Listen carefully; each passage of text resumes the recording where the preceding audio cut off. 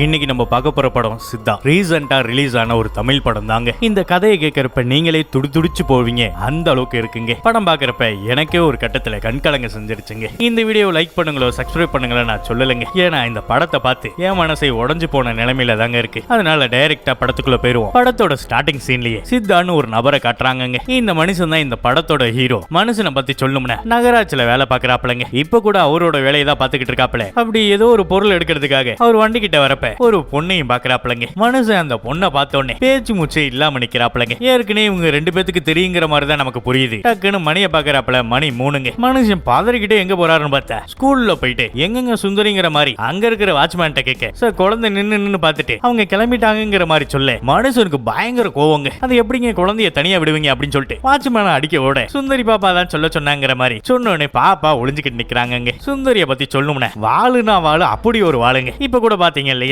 அந்த மாதிரிங்க சேட்டை புடிச்ச ஒரு ஆளுங்க. நம்ம சித்தாவும் பார்த்து பார்க்காத போலயே கேம் விளையாடுறாப்ல. டக்குன்னு சுந்தரி இப்படி விளையாடக்கூடாது சித்தா, இப்படி விளையாடணுங்கிற மாதிரி ஒளிஞ்சிருந்தவங்களே தானா வந்து கேம் விளையாட ஆரம்பிக்கிறாங்க. சுந்தரிக்கு சித்தான அம்புட்டு உசுருங்க. அந்த மனுஷனுக்கு அதே மாதிரி தான் நம்ம குழந்தைய எப்படி நம்ம பார்த்து போமனே அதே மாதிரி சின்ன சின்ன விஷயங்கள்லாம் சூப்பரா சொல்லியிருக்காங்க. சித்தா எப்போதுமே சுந்தரியை அவ்வளவு பத்திரமா பாத்துக்கிற ஒரு நபருங்க. இந்த சித்தா வேற யாரும் இல்லைங்க. சுந்தரி சுருக்கமா கூப்பிடுற நம்ம ஹீரோ தாங்க அந்த மனுஷன். அந்த மனுஷனை பத்தி நம்ம சொல்லணும்னா பழனியில துப்புரவு பணியாளர்களுக்கு ஒரு சூப்பர்வைசர் மாதிரிங்க. மனுஷனுக்கு இன்ன வரைக்கும் கல்யாணம் ஆகலங்க. இந்த குழந்தை யாருதுன்னு பாத்தீங்கன்னா சித்தாவோட அண்ணன் குழந்தைங்க. அந்த மனுஷன் இப்ப தவறி போயிட்டாப்ல. முழுசா சுந்தரிய பாத்துக்கிறது நம்ம சித்தா தாங்க. அன்னைக்காரங்களை கல்யாணம் பண்ணிக்கப்பா அப்படிங்கிற மாதிரி சொல்றாங்க. இந்த மனுஷன் அப்புறம் பாத்துக்கலாம் அண்ணி அப்படிங்கிற மாதிரி தான் தள்ளி தள்ளி போட்டுக்கிட்டு இருக்காப்லங்க. ஏன் எதுக்குன்னு பார்த்தா ஸ்கூல் படிக்கிறப்பயே ஒரு லவ் ஸ்டோரி இருக்குங்க இவருக்கு. அவங்க வேற யாரும் இல்ல, காலையில ஒருத்தங்களை பார்த்தாங்க இல்லையா அந்த பொண்ணு தாங்க. அவங்களோட பேரு சக்திங்க. பல வருஷத்துக்கு அப்புறம் இன்னைக்கு தான் அவங்கள பாத்திருக்காங்க. அவங்களும் இதே ஊரு தாங்க. ஆனா என்ன கொஞ்சம் வருஷமா வெளியில போயிட்டு இப்போ திருப்பி இந்த இடத்துக்கு வந்திருக்காங்க.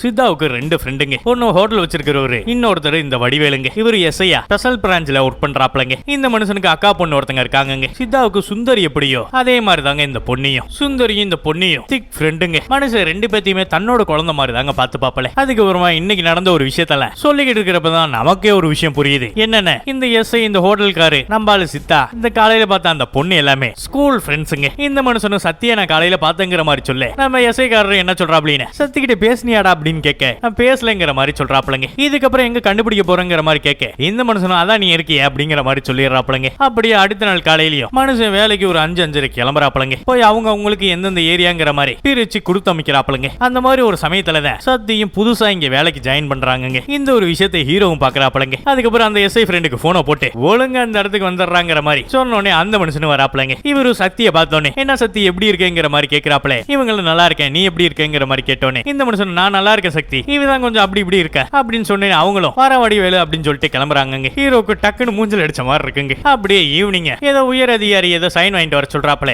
அந்த சைன் நம்ம ஹீரோ கிட்ட தாங்க வாங்கணும். அங்க போய் சைன் வாங்கிட்டு இவங்க கிளம்ப பாக்குறாங்க. நம்ம ஹீரோ என்ன கேட்கிறாப்ல, நம்ம ஸ்கூல் படிக்கிறப்ப ஒரு இடத்துல வெயிட் பண்ண சொன்னேன், நீ ஏன் வரலங்கிற மாதிரி கேட்க அவங்களும் யோசிக்காம ஒரு கோவத்துல ஹீரோவை சூப்பரா அரைஞ்சிடறாங்க. மனுஷன் ஏதோ வாக்கு கொடுத்து தவறி போயிட்டாரோ என்னமோ. அங்க இருந்து ஹீரோனையும் கிளம்புறாங்க. அதுக்கப்புறமா சுந்தரியோட சேட்டை கொஞ்சம் அதிகமாயிடுதுங்க. என்ன ஏதுன்னு பார்த்தா இந்த சுருக்கு முறுக்கு பென்சில் சொல்லுவோம் இல்லைங்க, அது பேரு கூட மேஜிக் பென்சில் நினைக்கிறேங்க. இந்த 90ல பிறந்தவங்களுக்கு நல்லபடியாவே தெரியும். அது அந்த சுருக்கு ஸ்கேலு சுருக்கு முறுக்கு பென்சில் இருக்குங்க. அந்த பென்சிலை சுந்தரி எடுத்து வச்சுக்கிட்டா அப்படின்ட்டு பிரின்சிபலுக்கு தெரிய வருதுங்க. அந்த இடத்துக்கு நம்ம ஹீரோவும் போக பென்சில் தானே மேடம், அவெல்லாம் அந்த மாதிரி பண்ணிருக்க மாட்டா போக மாட்டேன் அப்படிங்கிற மாதிரி சுந்தரிக்கு தாங்க சப்போர்ட் பேசுறாப்ல. அதுக்கப்புறமா எப்படியோ சமாளிச்சு வெளியே வந்துடுறாங்க. அப்பதான் சுந்தரி என்ன சொல்றாங்கன்னு அஸ்வினி தான் எடுக்க சொன்னேன், நான் தான் எடுத்தங்கிற மாதிரி சொல்ல இருந்தாலும் நீ பண்ணது தப்புதான், தயவு செஞ்சு இப்படின்னா பண்ணக்கூடாதுங்கிற மாதிரி ரொம்ப பாசமாவே பேசுறாப்லங்க. அதுக்கப்புறம் ஹீரோ ஹீரோனியும் ஒரு வழியா பேச ஆரம்பிக்கிறாங்க. அவங்களோட பேச்சுவார்த்தை தினந்தோறும் பொழுதுனிக்கு பேசுற அளவுக்கு போயிடுதுங்க. இங்கிட்டு சுந்தரியும் பொண்ணையும் ஏதோ ஹோம்வொர்க்னா எழுதிக்கிட்டு இருக்காங்க. இந்த மாதிரி ஒரு சமயத்துல தான் பொண்ணு என்ன சொல்றாங்கன்னு நம்ம மான் பார்க்க போலாமாங்கிற மாதிரி கேட்க அது எங்க இருக்குங்கிற மாதிரி கேக்குறாங்க. எங்க அக்கா ஃப்ரெண்டு கூட பேசுறப்ப நான் கேட்டேன், ஐயனார் கோயிலுக்கு பக்கத்துல ஒரு பூங்கா மாதிரி இருக்க அதுல மான் இருக்க அங்க போலாமாங்கிற மாதிரி கேட்க டக்குன்னு சுந்தரியும் இந்த ஒரு விஷயம் சித்தாக்கு தெரியக்கூடாது, அப்படி இருந்தா போலாங்கிற மாதிரி சொல்ல அதை நான் பாத்துக்கிறேங்கிற மாதிரி பொண்ணையும் சொல்லிடுறாங்க.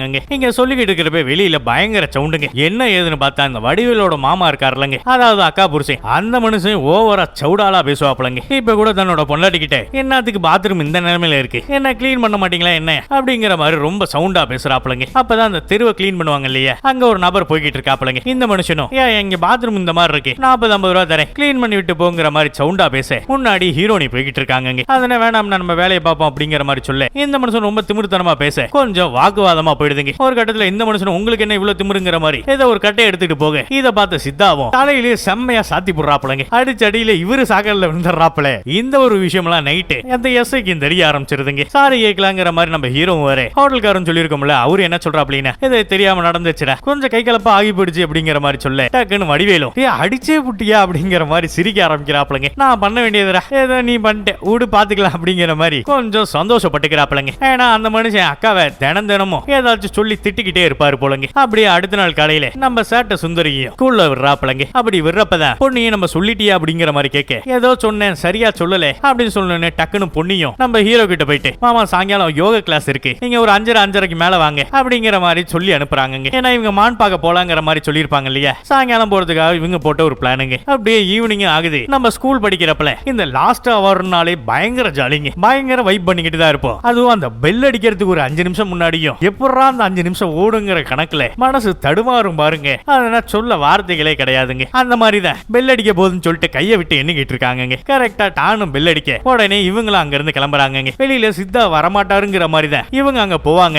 ஆனா அந்த மனுஷன் ஷார்ப்பா எப்போதும் வர மாதிரியே வந்திருப்பாருங்க. இவங்களும் நைஸா பக்கத்துல ஒரு ஆட்டோ நிக்கும். அங்க ஆட்டோக்காரர் எங்கம்மா போகணுங்கிற மாதிரி கேட்க ஐயனார் கோயிலுக்குங்கிற மாதிரி சொல்றாங்க. என்னம்மா தனியா போறீங்களாங்கிற மாதிரி கேட்க டக்குன்னு பொன்னியும் இல்ல அங்கிள் எங்க மாமா அங்க இருக்காரு, அவரை பார்க்க போறோங்கிற மாதிரி சொல்லிடுறாங்க. பொன்னி இப்படி சொன்னா கூட நம்ம ஆளு சேட்ட சுந்தரிக்கும் மனசு கேட்கலங்க. உடனே டக்குன்னு நம்ம ஹீரோ கூடயே வீட்டுக்கு போயிடுறாங்க. அப்படியே அடுத்த நாள் காலையில ஸ்கூலுக்கு வராங்க. ஸ்கூலுக்கு வந்த பொன்னியும் சரியா பேச மாட்டாங்க. சேட்ட சுந்தரி என்ன சொல்றாங்கன்னு, அப்பா சாரிப்பா நேத்து என் மனசு கேட்காம போயிட்டேன், கோச்சுக்காத அப்படிங்கிற மாதிரி சாரி கேட்கறாங்க. ஆனா பொன்னி சுத்தமா எதுவும் பேச மாட்டாங்க. இந்த மாதிரி ஒரு சமயத்துல பொன்னிக்கு வாமிட் வந்துருது. அங்க இருக்கிற மிஸ்ஸும் சுந்தரி உன் ஃப்ரெண்டு தானே என்னன்னு போய் பாத்துடுவாங்கிற மாதிரி சொல்லி அனுப்புறாங்க. அப்பையும் பொன்னி பேசல. அதுக்கப்புறமா அன்னைக்கு சாயங்காலம் டைமுக்கு சித்தா வந்துடுறாப்லங்க. அவர்கிட்ட சேட்ட சுந்தரியும் அவ என்கிட்ட சரியாவே பேச மாட்டா, என்ன ஏதுனே தெரியலங்கிற மாதிரி சொல்ல நம்ம ஆளு சித்தாவும் இதாவும் பிரச்சனையா நான் போய் பேசிட்டு வரேன் அப்படின்ட்டு எங்க பொண்ணி போறேங்கிற மாதிரி கைய தொட போவாப்ல. டக்குன்னு பொன்னி நடுநடுங்கி பயந்து போய் ஒரு ஓரமா போவாங்க. இத பாக்குற அந்த மனுஷனுக்குமே என்னம்மா உடம்பு சரியில்லையா, இல்ல அம்மாக்கு போன் பண்ணட்டுமா அப்படிங்கிற மாதிரி கேட்க இல்ல மாமா நான் உங்க கூடயே வரேன் அப்படின்னு சொல்லிட்டு சொன்னோனே சுந்தரியையும் நீ ஸ்கூல் கேட்டுக்குள்ளதான் இருக்கணும், வெளியில வரக்கூடாது, பொன்னிய போய் நான் விட்டுட்டு வரேன், அப்பதான் உனக்கு அவளுக்கு என்ன சண்டைன்னு எனக்கு தெரியும் அப்படின்னு சொல்லிட்டு பொன்னியும் சித்தாவும் வண்டியில போய்கிட்டு இருக்காங்க. வண்டியில போறப்ப கூட பொன்னியும் தள்ளி உட்கார்ந்து இருக்காங்க. வீட்டுக்கு வர வரைக்குமே புள்ள ரொம்ப சோர்ந்து போனாப்ல தாங்க இருக்கு. இந்த மனுஷனை வீட்டுக்கு முன்னாடியே வண்டியை நிப்பாட்டிடுறாப்லங்க. ஏன்னா மாமாவை நேத்தியம் தானத்தை அடிச்சாரு இல்லையா, அந்த மனுஷனோட முகத்துல வேற முழிக்கணும் அப்படின்னு சொல்லிட்டு இங்க நின்றாப்லங்க. நீ ஏமா சுந்தரி கூட பேச மாட்டே அப்படிங்கிற மாதிரி எப்போதுமே கேட்கிற மாதிரி கேட்கிறாப்ல. இந்த பொண்ணு பயந்துகிட்டு அழுதுகிட்டு அங்கிருந்து கிளம்புறாங்க. இந்த மனுஷனுக்கு ஒண்ணுமே புரியல. டக்குன்னு வடிவேலுக்கு போன் பண்ணி பேசலாம் பாக்குறாப்ல. அந்த மனுஷன் பிஸியா இருக்காப்லங்க. உடனே இவர் என்ன சொல்றாப்லன்னு சரி ஃப்ரீ ஆயிட்டு கால் பண்ணு அப்படின்னு சொல்லிட்டு கட் பண்றாப்ல. அப்படியே வடிவேலும் உயர் அதிகாரி கிட்ட பேசிக்கிட்டு இருக்காப்லங்க. என்ன ஏதுன்னு பார்த்தா இந்த ஐயனார் கோயிலுக்கு பக்கத்துல ஒரு பூங்கா இருக்குன்னு சொல்லிருப்போம்லங்க. இந்த காலேஜ் பசங்க ஸ்கூல் பசங்க இல்ல படிக்கிற வயசுல லவ் பண்ணிக்கிட்டே ஸ்கூலுக்கு போகாம அந்த இடத்துல உட்கார்றதுனா வழக்கம் போலங்க. இப்ப அதே இடத்துலதான் ஒரு 13 வயசு குழந்தைய வன்கொடுமை பண்ணிருக்காங்க. என்ன ஏதுன்னு விசாரிங்கிற மாதிரி உயர் அதிகாரியும் உத்தரவு கொடுக்கறாப்லங்க. இந்த ஒரு விஷயத்தாலதான் இவரு கால் எடுக்க முடியல. அதுக்கப்புறமா ஸ்கூல்ல இருந்து சுந்தரியும் அழைச்சிட்டு போறாப்லங்க. அப்படியே அடுத்த நாள் ஆகுதுங்க. சித்தாவும் குளிச்சுக்கிட்டு இருக்கிறப்ப அன்னிக்காரங்களும் போன் எடுத்துட்டு வந்து கொடுக்குறாங்க. அது யாரு எவருன்னு பார்த்தா நம்ம எஸ்ஐ வடிவேலு தாங்க. அந்த மனுஷனே அழுதுகிட்டு பொண்ணுக்கு உடம்பு சரியில்லையாண்டா சீக்கிரமா வீட்டுக்கு போ, நான் வரது கொஞ்சம் லேட் ஆகும், என்ன ஏதுன்னு போய் பாருங்கிற மாதிரி சொல்லி அனுப்புறாப்ல.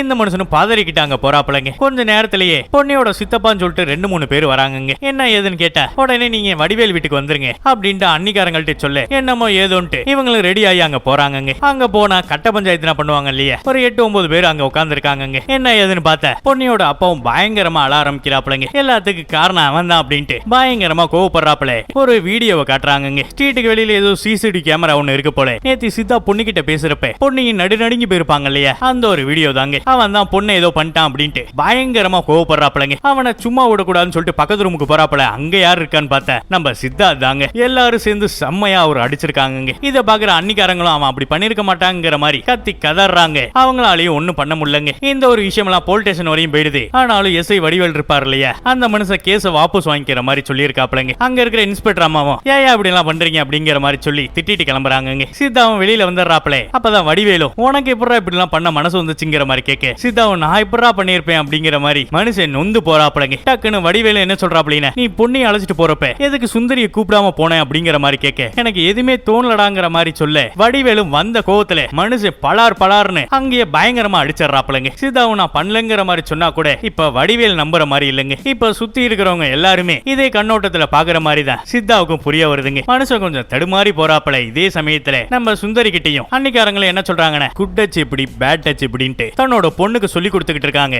அம்மாவும் மேற்கொண்டு என்ன சொல்றாங்கன்னா, பேடா டச் பண்ணாங்க அப்படின்னு பயங்கரமா கத்தி உங்களோட மிஸ் கிட்ட சொல்லணும், அம்மா கிட்ட சொல்லணும், அதுவும் யாரா இருந்தாலும் சரி அப்படிங்கிற மாதிரி சொல்ல. அப்ப சித்தா அப்படிங்கிற மாதிரி கேட்க, அப்படி நடந்தாலுமே இது அம்மா கிட்ட சொல்லணும் அப்படிங்கிற மாதிரி சொல்ல. இந்த ஒரு விஷயத்தை அந்த மனுஷனை கேட்டு மனசு உடைஞ்சு போறாப்பலங்க. இத பாக்குற அன்னிக்காரங்களும் தம்பி நான் அப்படி சொல்லடா அப்படின்ட்டு பின்னாடியே ஓடி வராங்க. இந்த மனுஷனும் சோகத்துல ஒரு இடத்துல நின்னுகிட்டு இருக்காப்பலங்க. அப்படியே இந்த பக்கத்து சேட்ட சுந்தரியும் எங்க சித்தா போன அப்படின்ட்டு புலம்பிக்கிட்டே ஸ்கூல் பக்கத்து போறாங்க. அப்படி போயிட்டு இருக்கிற சமயத்திலேயே இந்த கோழி குஞ்சுனை விற்பாங்க இல்லையா, அந்த மாதிரி ஒரு நபரும் கோழி குஞ்சு அந்தான தூக்கி போட்டு பாப்பா இதை தெரியாம விழுந்துருச்சு பாப்பா அதை எடுத்து கொடுங்கிற மாதிரி சொல்றாப்ல. நம்ம ஆளு சேட்ட சுந்தரியும் அது ஒவ்வொன்னா எடுத்து கொடுத்துக்கிட்டு இருக்காங்க. எங்க பாப்பா போறேங்கிற மாதிரி கேட்க, நான் ஸ்கூலுக்கு போறேன், அது சித்தா கூட தான் போவேன், எங்க போனாங்கன்னு தெரியலங்கிற மாதிரி சொல்ல. சித்தா நான் சித்தியாப்பா அப்படிங்கிற மாதிரி அந்த ஆளு பேச்சு கொடுக்க, இல்ல எங்க சித்தப்பாங்கிற மாதிரி சொல்ல. அந்த மனுஷனாப்பா அவரு இருக்கிற இடம் எனக்கே தெரியுமே அப்படின்னு மொபைல் போன்ல கேம் ஆன் பண்ணி தராப்பலங்க. சுந்தரியும் விளையாட ஆரம்பிக்கிறாங்க. அப்படியே நேக்க அந்த நபர் பஸ்ல அழைச்சிட்டு போறாப்பலங்க. அப்படியே இந்த பக்கத்து சித்தா இருக்கிற இடத்துக்கு வடிவேலு வந்துடுறாப்பலங்க. இப்பதான் நமக்கே புரியுது சித்தாவுக்கும் அந்த ஒரு விஷயத்துக்கும் எந்த ஒரு சம்பந்தமுமே இல்லைங்க. இந்த பொண்ணு மான்பாக்க இந்த ஐயனார் கோயிலுக்கு பக்கத்துல இருக்கிற ஒரு இடத்துக்கு போயிருப்பாங்க இல்லையா, அந்த இடத்துலதான் ஏதோ ஒண்ணு நடந்திருக்குங்கிற மாதிரி புரிய வருது. அன்னைக்கு என்ன நடந்துச்சு ஏது நடந்துட்டு சுந்தரி கிட்ட கேட்டு பார்க்கலாம் அப்படின்ட்டு ரெண்டு பேரும் அங்க போறாங்க. அப்படி போற வழியில தான் அண்ணியும் சித்து அப்படின்னு சொல்லிட்டு காதறி அழ ஆரம்பிக்கிறாங்க. அவங்களும் அப்படியே மயக்கம் போட்டுறாங்க. இவங்களும் இதை பார்த்துட்டு உடனே அண்ணியை ஹாஸ்பிட்டல்லையும் சேர்க்கிறாங்க. என்ன ஏதுன்னு பார்த்தா அங்க சுந்தரியுமே கடத்திருக்காங்க. இந்த ஒரு விஷயத்தை கேட்கவும் மனுஷன் மனசொடைஞ்சு போறாப்பல. இப்ப அந்த சுந்தரியை கடத்தின நபரும் ஏதோ ஒரு ஊருக்கு பஸ்ல போய்கிட்டு இருக்காங்க. சுந்தரி சித்தா எப்போ வருவாங்கங்கிற மாதிரி கேட்க, அம்மா கிட்ட வந்துட்டோம் உடனே அங்கிட்டு போய் பாத்தரல அப்படிங்கிற மாதிரி சொல்லி அழைச்சிட்டு போறாப்பலங்க. அப்படியே இந்த ஒரு விஷயம் எல்லாம் கேஸாவும் மாறுதுங்க. போலீஸ் எல்லாம் அலசி ஆராயறாங்க. இதே சமயத்துல அப்படியே அடுத்த நாள் விடிய காலையில ஒரு அம்மாவும் மாட தேடி போறாங்க. அப்படி போறப்பதான் ஏதோ ஒரு விஷயத்தை பார்த்துட்டு போலீஸுக்கு போன் பண்றாங்க. அவங்களும் என்ன ஏதுன்னு பார்த்தா ஒரு குழந்தைய பாதி எரிஞ்சு எரியாத போல நிலைமையில இருக்கிறத பாக்குறாங்க. உடனே பாடியை ஜிஹெச்சுக்கு அழைச்சிட்டு போயிடுறாங்க. அந்த இடத்துக்கு நம்ம ஹீரோவையும் அண்ணியும் கூப்பிடுறாங்க. இது உங்க குழந்தையா இருக்க வாய்ப்பு இருக்குமா, யாராச்சும் ஒருத்தர் பார்த்து சொல்லுங்க, இன்னைக்கு வேற தீபாவளி எங்களோட பெரிய டாக்டர் வரல, ஏதோ டிஎஸ்பி சொன்னதாலதான் அலோவ் பண்ண விட்டங்கிற மாதிரி இன்னொரு டாக்டர் சொல்லி அனுப்புறாங்க. அவங்களும் போய் பார்த்துட்டு வராங்க. சுந்தரியோட அம்மாவும் இது ஏன் புள்ள இல்ல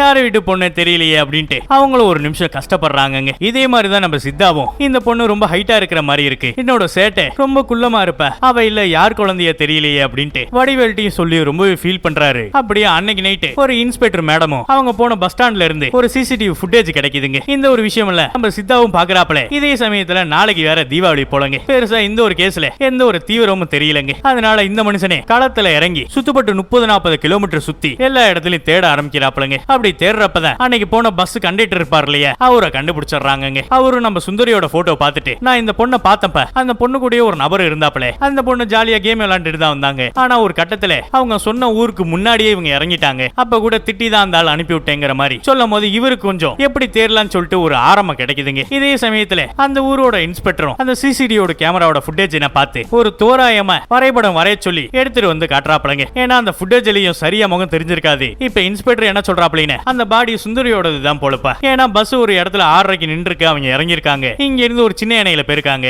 அங்க போறப்ப மணி 7:30. அதே ஸ்பாட்டுக்கு பக்கத்துல தான் அந்த பொண்ணு எரிஞ்ச நிலையில கிடைச்சிருக்கா. உன் ஃப்ரெண்டு கிட்ட பேசி புரிய வை, நம்மளோட முறைப்படி இந்த பாடியை 2 நாள் தான் வச்சிருக்க முடியும், அதுக்கப்புறம் நம்ம ப்ராசஸ் ஆரம்பிக்க வேண்டியதாங்கிற மாதிரி சொல்ல இந்த மனுஷனும் தன்னோட ஃப்ரெண்டு கிட்ட சொல்றாப்லங்க. அவருக்குமே என்ன பேசுறது ஏது பேசுறதுன்னு தெரியலங்க. டக்குன்னு சித்தாவும் அந்த டாடா ஏசிக்காரங்களை பிடிச்சா இந்த பொண்ணு தான் நான் கன்ஃபார்ம் பண்ணிடல அப்படின்னு அவரோட அட்ரஸ் வாங்கிட்டாங்க போறாங்க. அவர்கிட்ட சுந்தரி போட்டோ காட்டுறாங்க. ஆமாங்க நான் தாங்க இறக்கி விட்டேன் அப்படிங்கிற மாதிரி அவரும் சொல்றாப்லங்க. அப்பதான் சில சின்ன குழந்தைங்கல்ல சைக்கிள்ல ஒரு தண்ணி பாட்டில் எடுத்துக்கிட்டு போறதை நம்ம சித்தார்த் பாக்குறாப்லங்க. டக்குன்னு அவங்கள்ட்டையும் போய் இந்த பாட்டில் எங்க கிடைச்சதுங்கிற மாதிரி கேட்க, அதுவா இங்க ஒரு பொண்ணு இறந்தாங்க இல்லையா அந்த இடத்துலங்கிற மாதிரி சொல்ல மனுஷன் உடஞ்சி போயிடுறாப்லங்க. ஏன்னா அந்த பாட்டில் நம்ம சுந்தரியோடது தாங்க. மனுஷன் அங்கேயே உடஞ்சி காதறி அழுகிறாப்லங்க. என் புள்ள போயிட்டாலே அப்படின்ட்டு இந்த ஒரு விஷயம்லாம் சொல்ல முடியாத அளவுக்கு இருக்குங்க. அதுக்கப்புறமா போஸ்ட்மார்ட்டம் ரிப்போர்ட்ல வரதுக்காக இந்த மனுஷனும் வடிவேலு வெயிட் பண்ணிக்கிட்டு இருக்காப்லங்க. சித்தாவும் ஒரு நட போன மாதிரி தாங்க இருக்காரு. ஏன்னா மனுஷன் ஆசாசையா வளர்த்த புள்ள இல்லையா, எப்படிங்க அந்த மனுஷன் ஏத்து பாப்பல. இந்த ஒரு விஷயம்லாம் நம்மளாலேயே ஜீர்ணிக்க முடியல. அப்படியே நொந்து போய் ஒரு ஓரமா உட்கார்ந்து இருக்காருங்க. இந்த மாதிரி ஒரு சமயத்துல தான் இந்த ஒரு விஷயத்தெல்லாம் பார்த்தேன். பெரிய டாக்டர் என்ன சொல்றாப்லீங்க, உங்க பொண்ணோட வயசு என்னங்கிற மாதிரி கேட்க சித்தாவும் 8 வயசுங்கிற மாதிரி சொல்ல, ஏங்க ரிப்போர்ட்ல 11 வயசுன்னு வந்திருக்கு, இந்த பொண்ணு உங்க பொண்ணு இல்லங்க அப்படின்னு சொன்னோனே மனுஷன் திருப்பி தேட ஆரம்பிக்கிறாப்லங்க. ஏன்னா எந்த ஒரு வழி இல்லைன்னு நினைச்ச ஒரு மனுஷனுக்கு பொண்ணு உசுரோட இருப்பான்னு சொல்லிட்டு இந்த ஒரு விஷயம் கொஞ்சம் பக்கபலமா இருக்குங்க. அதுக்கப்புறமா இன்னும் தேட ஆரம்பிக்கிறாங்க. வடிவேலுக்கு இந்த டிஎஸ்பி கொஞ்சம் பழக்கம் போலங்க. இந்த ஒரு விஷயம்னா அவர்கிட்டயும் சொல்ல அந்த மனுஷன் நிறைய விஷயத்தை கேட்க ஆரம்பிக்கிறாப்லங்க. குழந்தைக்கு என்னென்ன விஷயங்கள் பிடிக்கும், சாக்லேட்ல எத்தனை வகை, பொண்ணுக்கு போன் பிடிக்குமா அப்படின்ட்டு ஒவ்வொன்னா கேட்க ஆரம்பிக்கிறாங்க. இந்த மனுஷன் எல்லாமே சொல்றாப்ல. அப்பதான் குழந்தைக்கு மீன் கேக்குனா உசுருங்கிற மாதிரி சொல்ல சொல்ல இந்த சுத்து வட்டாரத்துக்குள்ள மிகப்பெரிய பேக்கரியே ஒரு 2-3 தான்ப்பா இருக்கு, அதுல தேடினா கிடைக்கும் சொல்லிட்டு அங்க போறாங்க. எல்லாருக்கிட்டையும் சுந்தரி போட்டோ வச்சு கேட்டுக்கிட்டு இருக்காப்ல. அப்படி கேட்கறப்பதான் அந்த பேக்கரியில இருந்து சீட்டுக்கு நான் வாங்கிட்டு போற ஒரு நபரும் பாக்குறாப்லங்க. இந்த பொண்ணை நான் பார்த்தங்க, ஒரு நபர் தான் அந்த பொண்ணுக்கு மீன் கேக் வாங்கி கொடுத்தாரு, நாளைக்கு வரேன்னு சொல்லிட்டு போனாருங்கிற மாதிரி சொல்ல உடனே அந்த நபரை கண்டுபிடிக்க ஒரு டீமை ஃபார்ம் பண்றாங்க. அப்படியே இந்த பக்கத்து இந்த கடத்திட்டு வந்த நபரும் சுந்தரிய பயங்கரமா மிரட்டிக்கிட்டு இருக்காங்க. அந்த சாக்கு பையில 4-5 பாம்பு இருக்கு, நீ மட்டும் நான் சொல்றதை கேட்கல அப்படின்னு அந்த பாம்பை கடிக்க வச்சிருவேன் அப்படின்னு படு பயங்கரமா மிரட்ட குழந்தையும் நடுநடுங்கி போறாங்க. பயத்தை காட்டி காட்டியே எல்லா விஷயத்தையும் பண்ண வைக்கிறாங்க. அப்படியே அன்னைக்கு நைட்டும் போலீஸ் எல்லாம் அலர்ட்டா இருக்காங்க, இந்த மீன் பண்ணு வாங்குறதுக்கு அவன் வருவான் அப்படின்ட்டு. இதே சமயத்துல அதே 2 ஸ்ட்ரீட் தள்ளி இவங்களோட ஆளு இன்னொருத்தர் வித்துக்கிட்டு இருப்பாப்லங்க. அந்த மனுஷன் ஒரு வயசான நபரு, அவர்கிட்ட இந்த ஆளோட டிராயிங்க காட்டியிருப்பாங்க. இந்த மனுஷனை உத்து உத்து பார்த்துட்டு அவன் தான் இவங்கிற மாதிரி தெரிஞ்சுக்கிறாப்ல. இந்த நபரும் மீன் கேக் கொடுங்க அப்படிங்கிற மாதிரி கேட்க மீன் கேக் தீர்ந்து போச்சு சார், இருங்க நான் பாக்குறேன் அப்படின்னு சொல்லிட்டு அந்த இன்னொரு நபருக்கு போன் பண்றாப்லங்க. அந்த நபரும் போனை எடுக்க மாட்டாப்ல, ஏன்னா அங்க போலீஸ் யாரோட போன் காலி எடுக்க கூடாதுங்கிற மாதிரி தான் சொல்லி இருப்பாங்க. இந்த மனுஷன் எடுக்கல. ஒரு கட்டத்துக்கு அப்புறம் இந்த ஆளு பாக்குற பார்வையே சரியில்லை அப்படின்னு சொல்லிட்டு அந்த கடத்தின நபர் ஓட ஆரம்பிக்கிறாப்ல. இந்த வயசான நபர் பிடிக்கலான்னு போக முடியலங்க. அப்படியே அடுத்த நாள் காலையில இந்த ஒரு விஷயம் எல்லாம் போலீஸ்க்கு தெரிய வருதுங்க. அடுத்த நாள் காலையில அந்த நபரும் அந்த இருக்கிற இடத்தெல்லாம் விட்டுட்டு இந்த மனுஷனும் ஆளு அடையாளம் தெரியக்கூடாதுன்னு மொட்டை போட்டுட்டு நம்ம சுந்தரிக்கு பாதி முடிய வெட்டி விட்டு ஒரு பெட்ரோல் பங்கு கிட்ட அழைச்சிட்டு வராப்லங்க. நான் சொல்றதை செய்யணும் அப்படின்ட்டு பயங்கரமா மிரட்டி கையில காசை கொடுத்து விட்டு இந்த வாட்டர் கேன்ல பெட்ரோல் வாங்கிட்டு வந்துடணும் அப்படின்னு மிரட்டி அந்த இடத்துல இருந்து அனுப்புறாப்லங்க. அப்படி சுந்தரி போறப்ப டக்குன்னு ஒரு காருக்காரங்க வந்துடுறாங்க. இந்த மொட்டை கடத்தின நபரும் ஐயோ என் பொண்ணுதான் சார் தெரியாம கிராஸ் ஆயிட்டா போல அப்படின்னு சொல்லிட்டு ஒரு ஆட்டோல அங்க இருந்து கிளம்புறாப்லங்க. அங்க போற வழியில பார்த்தா எல்லா போலீஸும் ஒரு வண்டி கூட விடாம எல்லா வண்டியும் செக் பண்ணிக்கிட்டு இருக்காங்க. இந்த நபரும் அதை பார்த்த உடனே வராத போனை எடுத்து ஐயோ அண்ணன் செத்து போயிட்டாரு, இப்பதான் அண்ணனை பாத்துட்டு வந்தேன் அப்படின்னு போன்லயே கதறாப்ல.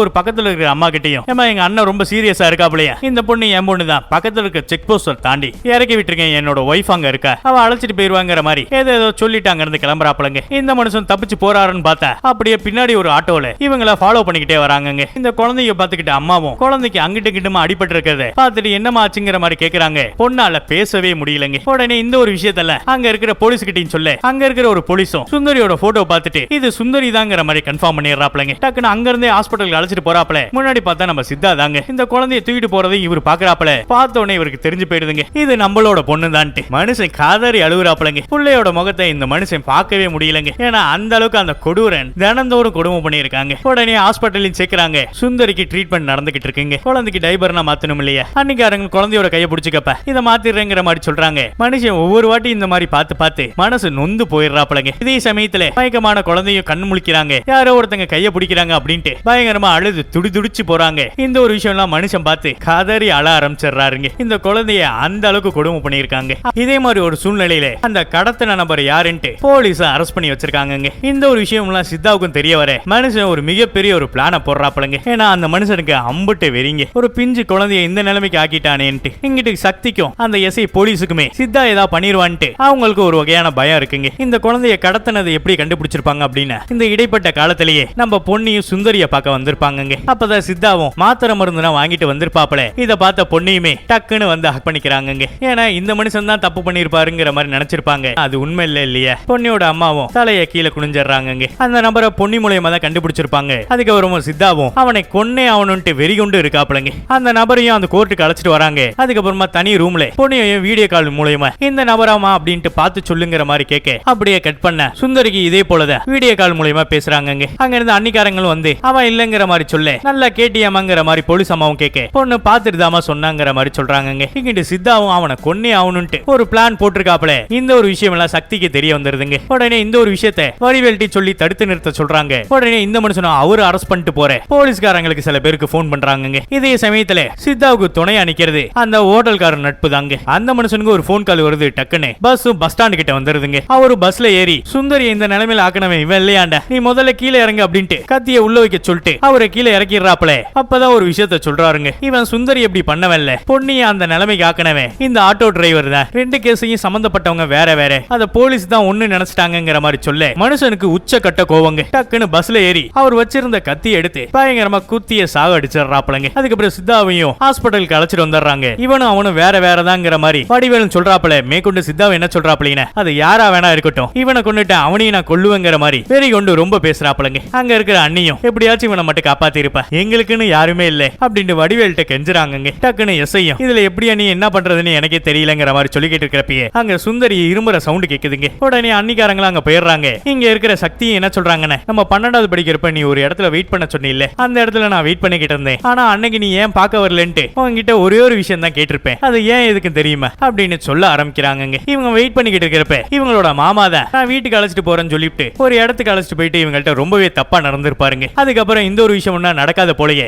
எப்போதும் போல வீட்டுக்கு வர மாதிரி வீட்டுக்கு வந்துட்டு போறேன். ஆனா நானே அவன் வந்துட்டானேன்ட்டு கூணு குறுகி ஒரு இடத்துல மூலையில உட்கார்ந்து அழுதுகிட்டு இருப்பேன். ஆனா அவன் எந்த ஒரு தப்பும் பண்ணாத போல சந்தோஷமா ஊர் சுத்திட்டு இருந்தேன் அப்படின்ட்டு இவங்களுக்கு நடந்த கொடுமையை சொல்ல சித்தாவும் இன்னும் கோவப்படுறாப்லங்க. அவன் யாரும் சொல்ல நான் அவனையும் கொல்றேங்கிற மாதிரி சொல்ல டக்குன்னு சக்தியும் இப்ப கூட நீ புரிஞ்சுக்கல இல்ல, அவன் செத்து ஒரு 6-7 வருஷம் மேல ஆயிடுச்சு. இந்த மாதிரி ஒரு விஷயங்கள் எல்லா பெண்களுக்குமே நடந்திருக்கு. இது மட்டும் இல்லாம பஸ்ல போறப்ப வரப்ப காலேஜ் போறப்ப வரப்பல எத்தனை பேர் தப்பான ஒரு கண்ணோட்டத்துல பாப்பாங்க தெரியுமா? அதெல்லாம் தாண்டி தான் நான் ஒரு இடத்துக்கு போக வேண்டியதா இருக்கு. இந்த மாதிரி பல பெண்களுக்கு நடந்திருக்கு. இந்த மாதிரி எத்தனை பேரை கொலை பண்ணுவேங்கிற மாதிரி கேட்க இந்த மனுஷனால பேசவே முடியலங்க. சத்தியம் மேற்கொண்டு என்ன சொல்றாங்கன்னு, சுந்தரியோட சந்தோஷம் முக்கியமா இல்ல அவன் கொல்றது முக்கியமா? நீ அவனை கொன்னே ஆவன்னு சொல்லிட்டு அவளும் சொல்ல மாட்டா, முதல்ல அவளோட சந்தோஷத்தை பாரு அப்படிங்கிற மாதிரி சொல்றாங்க. அப்படியே நாட்கள் கடந்து போகுது. இப்ப சுந்தரி எப்போதும் போல சித்தா கூட விளையாட ஆரம்பிக்கிறாங்க. அந்த மாதிரி ஒரு சமயத்துல தான் ஒரு குழந்தை இறந்த நிலையில இருந்தாங்க இல்லையா, அதே இடத்துல ஒரு 48 வயசு நபரு பாதி எரிஞ்சு எரியாத போலயே சடல இருக்குங்கிற மாதிரி போலீஸுக்கு தகவல் வர இந்த 11 வயசு பொண்ணோட கேஸ் எப்படி நடந்துச்சோ அதே மாதிரி பதிவு பண்ணிட்டு இந்த ஒரு விஷயத்தை கடந்து போயிடுறாங்க. அப்படியே இந்த படமும் முடியுது. இது ஒரு படம் இல்லைங்க, எல்லாரும் தெரிஞ்சுக்க வேண்டிய ஒரு விஷயத்தை தான் சொல்லியிருப்பாங்க. இந்த வீடியோ எப்படி சொல்லிட்டு மறந்துடாம கமெண்ட் பாக்ஸ்ல கமெண்ட் பண்ணுங்க. இந்த வீடியோ இதோட முடிச்சுக்கிறேன். அடுத்த ஒரு வீடியோ ஒரு நல்ல கதைக்களத்தோட சந்திப்போம். Bye bye.